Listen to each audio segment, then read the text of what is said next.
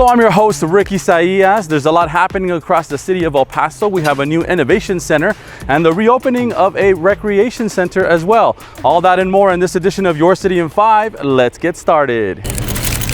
A major step forward for the aerospace and advanced manufacturing industry in El Paso. A ribbon cutting officially welcomed the new ELP Innovation Factory. Located on El Paso International Airport property in the east side, the 30,000 square foot facility will provide space for small businesses that focus on aerospace, defense, and advanced manufacturing. It has office spaces, makerspace, lounges, and support facilities. But more than anything, it supports business in El Paso. This is something the city has worked for many years.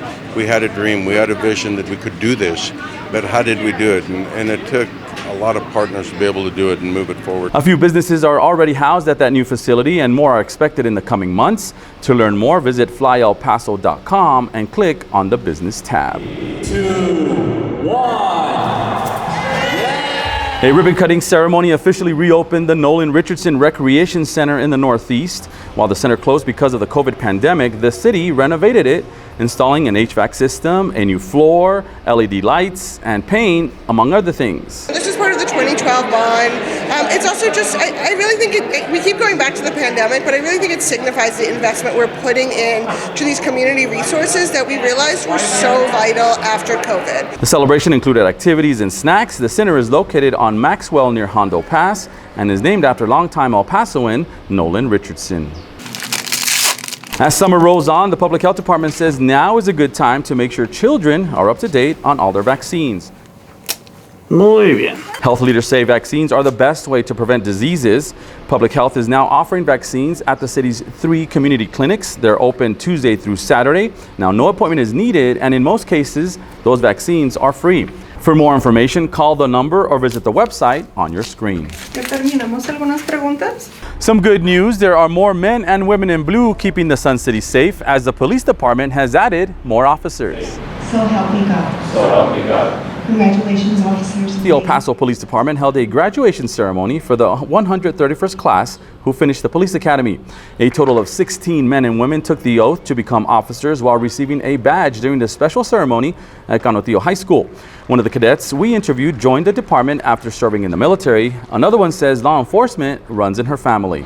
There's a certain level of pressure that comes with it, but I think it's something that we have to honor and respect, right? Because they're paying for us to be able to exist and do our job. And I think that for me, with a lot of heart, it comes with a lot of pride to serve the community. I feel very proud. It just hasn't hit me yet, you know? So I think right now I feel very ecstatic and proud of myself and what I've accomplished today. But I think I'm gonna feel it even more when I'm out there and I help one person, you know? Congratulations to all of our new police officers. Thank you for deciding to serve and protect our community. Music at the Park continues to roll through the summer. This time, the free outdoor event is at Armijo Park in the Segundo Barrio. Music at the Park begins at 6 p.m. on Friday, July 21st at Armijo Park with free music through 9:30 p.m. Aside from music, there's plenty of family activities, free promotional giveaways, food trucks, and vendors from the downtown art and farmers market are selling local products. If you go, bring a chair or picnic blanket and plenty of water. Music at the Park at Armijo Park is the third of 8 events that run through September in different parts of the city. For more information, visit the website on your screen to see other Music at the Park events. Older adults have a chance to celebrate the city's 150th birthday. The Senior Division of Parks and Recreation held a special dance at the event pavilion of the El Paso Zoo. Registered seniors from different senior centers took part in the first of 3 dances. They enjoyed food, drinks, companionship, and danced the afternoon away. There are 2 more dances planned. Space and tickets are limited though. Visit any senior center for more information. It's the city's sesquicentennial anniversary, but the question is, can you say that word? Well, we put some kids to the test. Check out how it went. El Paso, our city where you live, it's turning 150 years old. That's a long time. Right? That's a long time. Because I want you to read this word for me. This word right here. What does that say?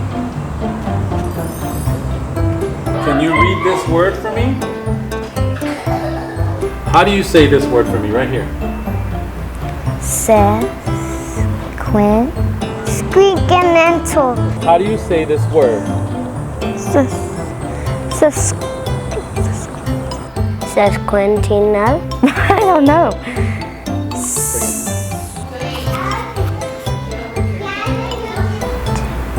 Sesquicentennial.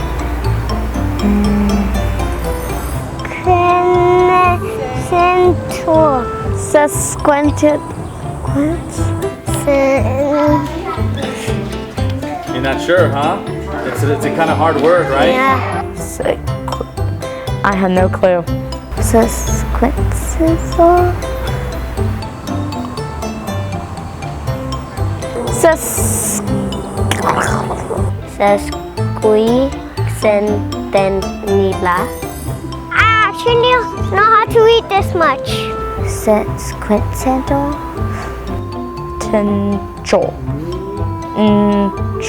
Sesquicentennial. Sesquicentennial. Sesquicentennial.